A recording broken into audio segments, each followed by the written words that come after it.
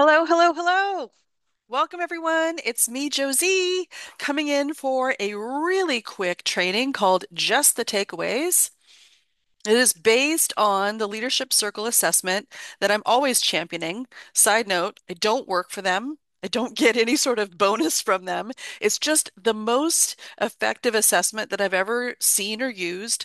And it's something that I've now facilitated for over 1,000 individuals and feel like I have a really good read on how to coach you based on your specific profile without me even seeing it. I'm going to take you through some really quick steps today so you can self-assess where you are in the leadership spectrum and then get six particular takeaways for your specific leadership style.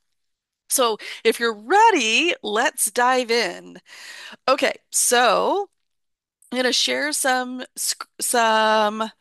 info with you. I think you can see it now. It's this comment that I always say, you already have everything you need. I'm a big believer in that you don't really need to go scoop up more knowledge, more information, more wisdom, more expertise. You're probably underutilizing what's already under the hood, what you already have at your disposal because you don't value it, because it seems too easy, because it's just this funny little game that our brains play on us, a trick. That somehow we need to keep striving and efforting and improving our weaknesses. So let me take you through.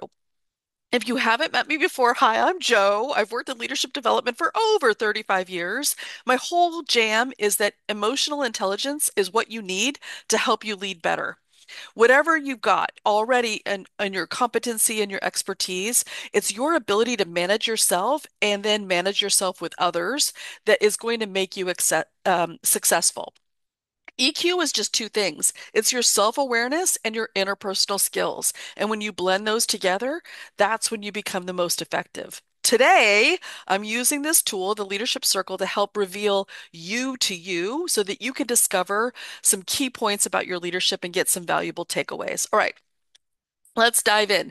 If you do take your leadership circle assessment, it'll look somewhat austere at first, a circle with a bunch of different shadings. But before we dive in, really quick, just some overall guidelines when you look at your profile. First of all, not one way is superior. There's not a right or wrong answer, and you can't make yourself bad or wrong for whatever you see.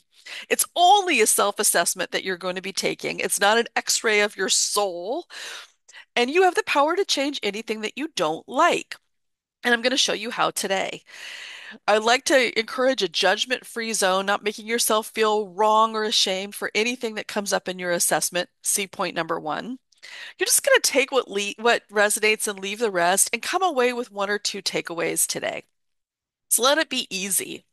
All right. So when you're looking at the leadership circle, if you did take the assessment, you'll see it like a globe. And we talk often about the two halves, the northern hemisphere and the southern hemisphere. The creative capacities are on the top half, and your reactive tendencies or styles are on the bottom half. Today, I'm going to help you see how your reactive style fuels your brand of leadership and how you can leverage and cure some of the habits that you may have adopted that are not helping you with some really easy steps. Okay, big picture, when we're talking about your creative capacities or above the line, above the median, above the horizontal equator in the circle, we're talking about the leadership skills and capabilities that are easy, that come to you readily, that are like second nature, that it's the way that you're wired, how you think about people and tasks that allow you to get your things done in the easiest way for you, your own special leadership brand. But we're actually not going to focus on that so much today. Today, I'm going to talk more about the reactive styles, those things that are below the line and sometimes seen as negative, but really aren't. They're the powerful ways in which you operate that have to do with your self-concept, your feelings of safety and identity that fuel how you operate in the world. I'm going to take you in a little bit of a deeper dive. Even if you haven't taken your own assessment yet, follow along and see if you can find where you are in the continuum of these three reactive styles of complying, protecting, and controlling. Little deeper dive. Complying on this far left side of the screen is all of the relationship style ways of reacting when we're under stress. It's a desire to be fitting in and to go along to get along, to seek harmony, and to not be exposed and be rejected for saying too much. It's where imposter syndrome lies. If you're in this zone of leadership, you'll tend to be good with your interpersonal relationships, but sometimes be self-doubting about your own worthiness. It also has this element of being passive, of holding back, of sitting on your hands, of not raising your hand in a meeting, of not being bold and speaking out, of waiting to decide, and various ways that we get in our own way by holding back and doubting ourselves. So, as I'm describing this, if you feel like you're a complying type of leader, if you've adopted these types of behaviors to keep yourself safe in challenging circumstances, you can raise your hand or you can comment in the chat. I'll give you an even deeper dive in the next slide, but this is just an overview. If you're in the protecting zone of reactive styles, it's all about being a little bit aloof, a little bit standoffish, a little bit cool, holding yourself apart and being very cerebral, being analytical, thinking more than sharing. And when you do share, it's important that you're right. This has a quality of being sometimes cynical or jaded or finding fault, which sounds negative, but high protecting leadership styles are those people who kind of see around the corners, who see errors from a mile away, who are able to kind of throw a flag when they see something as a potential fatal flaw. They're the opposite of shiny object syndrome. They're the people who say, hang on, let's move out of groupthink and let's be careful about potential unintended consequences, for instance. They're the sentinel that can stand and see from a distance where we might go wrong. That's a high protecting style. If that's you, comment in the chat or raise your hand and let me know. Yeah, I think I'm high protecting. I have elements of that. If you're high controlling, these can sound very judgmental. It just means that you have a will to succeed, a will for excellence, that you are often in overdrive, that you have high ambition, that you want to win and not lose, that you struggle to make that you want to be number one, that you want to be exceptional, that you want to be excellent. Sometimes it has this quality of perfectionism or being in hyperdrive or wanting to be the owner or in control of the way in which things are done or the ultimate outcome. If you feel like you're high controlling, you can raise your hand or comment in the chat like, yeah, that feels like me. I'm going to take you into one step deeper so that you can see what it means to be either complying or heart-based, protecting or cerebrally based, or controlling, which is will or force-based. In this view, you can see that high compliers seek support, seek external validation, like to play it safe, like to meet and exceed expectations, sometimes have a meek quality of holding themselves back, being cautious, holding their tongue and waiting for other people with more positional authority, feeling intimidated. Heart types tend to move toward others to establish their core ego. And we form relationships around the gift of our heart. So it's not all negative. Being a softie isn't a bad thing. It does mean, though, that we sometimes externally put our sense of self-worth and security on others liking us or validating us or accepting us. It's like the core statement for heart types are, I'm okay if you like me. I'm okay if you accept me. And we can give up too much power in order to be liked. We fear rejection. We fear not being accepted. We don't like controversial issues. We tend to be conflict adverse, sometimes indecisive, and show up very cautiously. That's what complying is all about. So as I illustrate this with a bigger stroke, do you see yourself as a high complying type reactive style leader? You can comment and let me know. Moving along the circle, if you're a high head type leader, this type of person moves away from others in rational, analytical distance. They take a neutral position, usually quite intellectually strong and quite rational and logical. If you're this style, you seek knowledge and truth, and you identify with that gift. Your strength is in remaining composed and rational when everything's going crazy, analyzing what's going on from a safe, cool space, from a perspective of distance, and providing brilliant analysis to complex and conflicting priorities and situations. If you have this style of reactive tendency of leadership, you might be getting your sense of safety and security by demonstrating that you're smarter than everyone else. This style of leader often resists vulnerability. You remain in your head, staying above the fray and wanting to be knowledgeable, sometimes seeing yourself as superior, as smarter than. The core belief of this style is I'm okay if I'm smart, self-sufficient, above it all, and can find flaw in other people's thinking. That's how I know I'm safe and secure. The downside of this type of leadership profile is this individual can often seem distant or cold or disengaged or overly analytical, critical, or arrogant. So, if that feels like something that you identify with, you can claim that. There's power in saying, yeah, I think that's me. Moving over towards the controlling quadrant of leadership, that slice, I use the emoji of the arm flexing. It's like of the will. It's the will to succeed, to be, to triumph over anything that's in your way. This leadership style is like a mirror image to the complying or heart style. It's very hot. It's taking power rather than giving up power. The core strength is your willpower and your inner drive to make things happen, to get results, to get what you want. You were born to drive things forward. If you are in this zone of leadership, you might identify with your gift of will and your ability to use your power.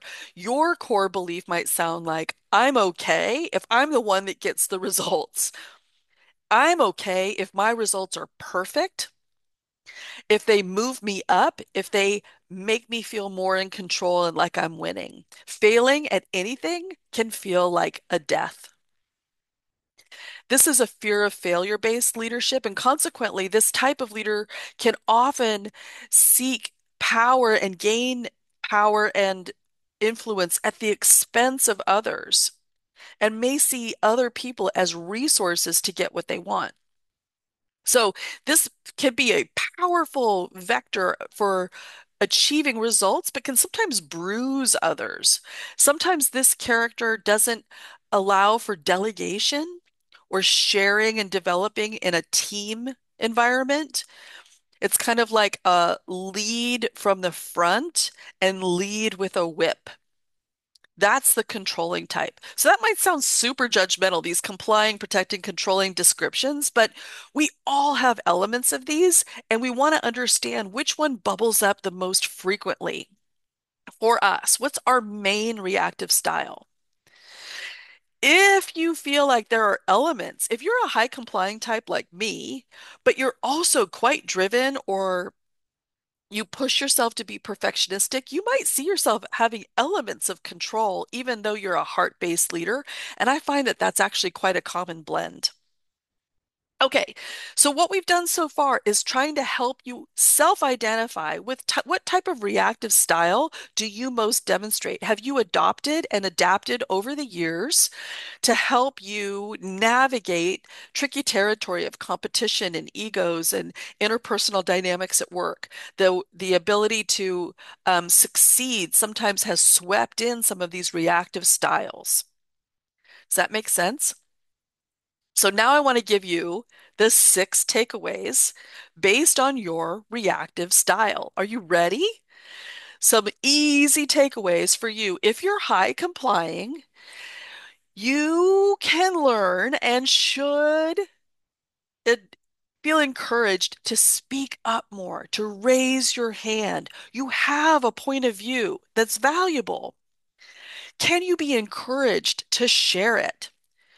What if you were just 2% more courageous to put your oar in the water, to raise your hand, to speak out, to share your opinion? You don't have to be this crusader for truth and take all the bandwidth up in a meeting, but what if you double dared yourself to say just a little bit more and notice you didn't die? It's one of my favorite things to coach on.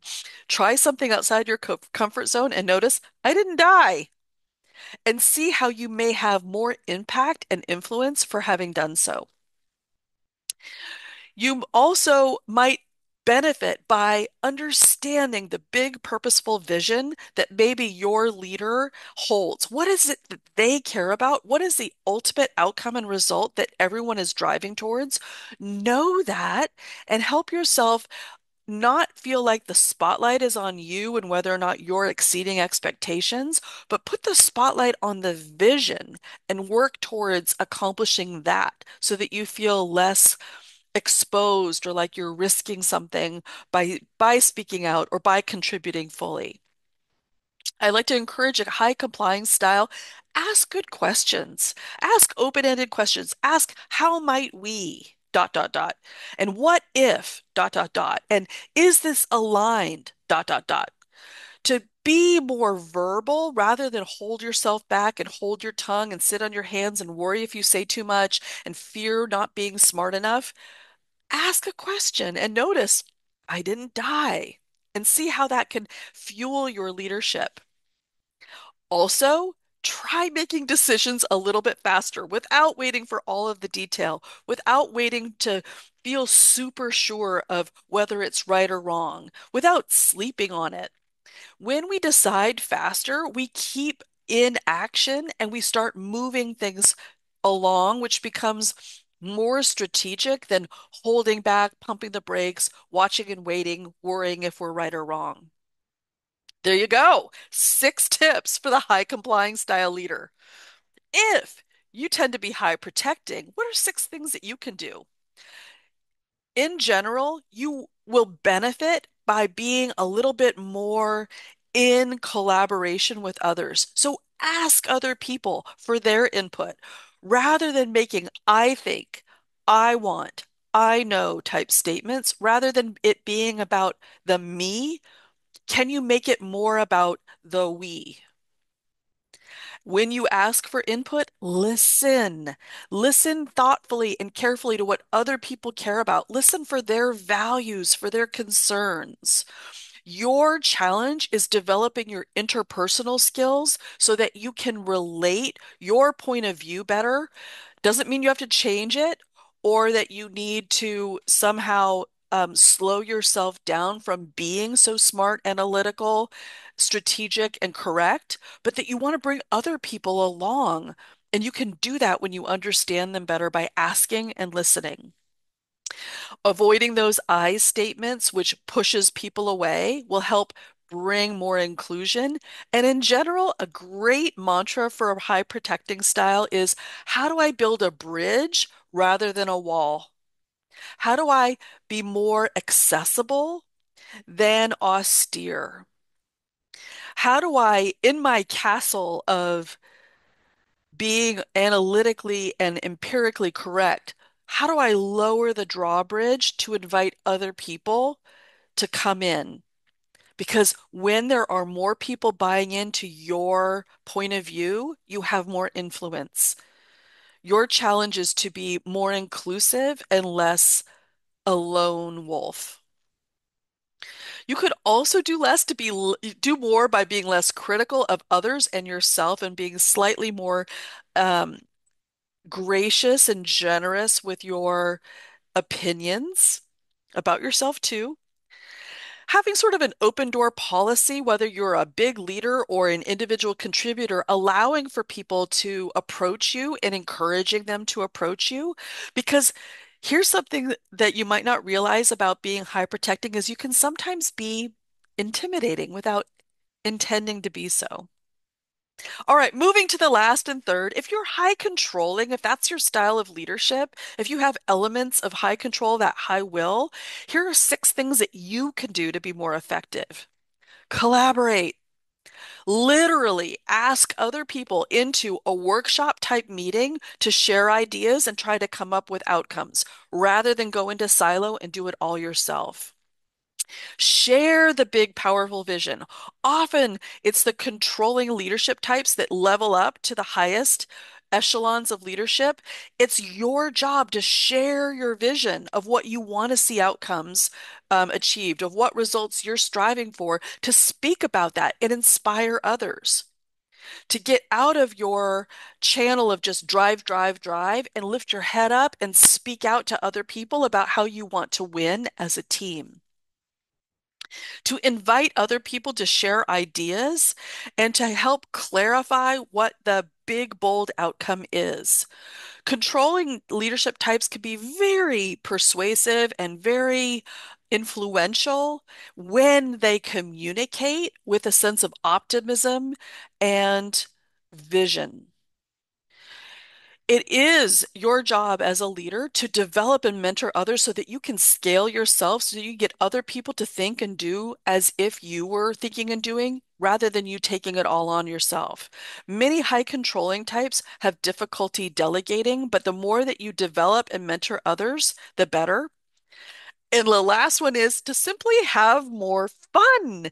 High controlling types can sometimes go around with this furrowed brow, this sense of like nothing's ever done, nothing's ever complete, nothing's ever good enough. And there's always this sense of a moving goalpost that we're never there yet.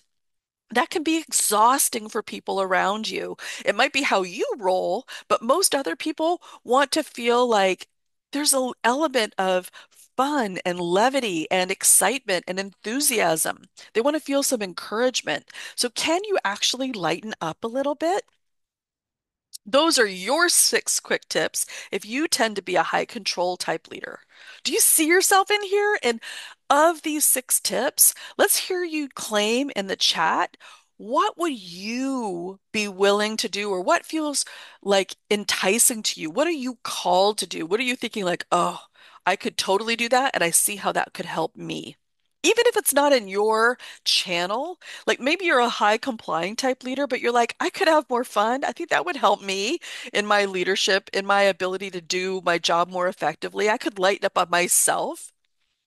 I'd love to see your comments by typing them in the comment section. All right, so that was some quick and easy takeaways for you today. So, what could be next? Would you like to work together on helping you mitigate some of the negative consequences of your reactive style? You and I can coach together, and I can create a plan for you using your leadership profile. I can show you how to leverage your strengths even more than you currently are and help mitigate some of those reactive styles and move into your creative zone so that you are moving with more ease and less stress, that you're more effective and less reactive, so that um, you're getting the results that you desire with less effort.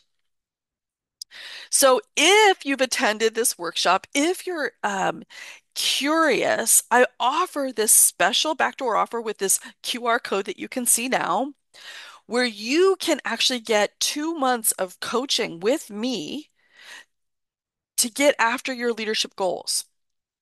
What we do at the beginning is have you take the full leadership circle assessment.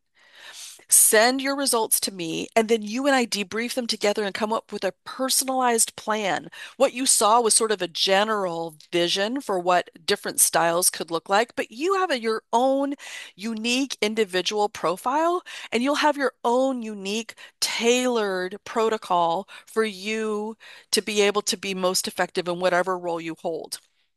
I can help you define that and then create a path and plan for your future with coaching and teaching so that you can uplevel your skills and your self-concept to be confident and to be influential and to get after what you want, both at work and in your life.